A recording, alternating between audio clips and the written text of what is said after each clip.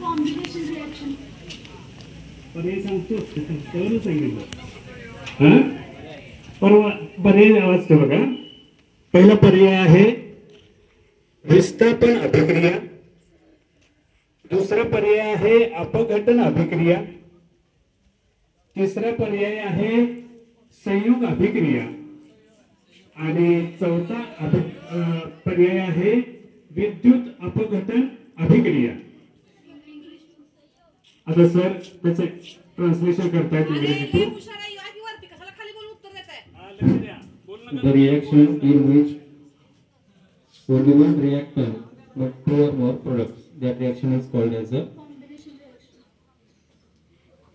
उत्तर चुकलेलं आहे.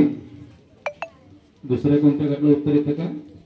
प्रश्न व्यवस्थित ऐका, विचार करा. 30 सेकंदाचा वेळ आहे आणि मग उत्तर द्या. ठीक आहे. उत्तर चुकलेलं आहे. पुढचं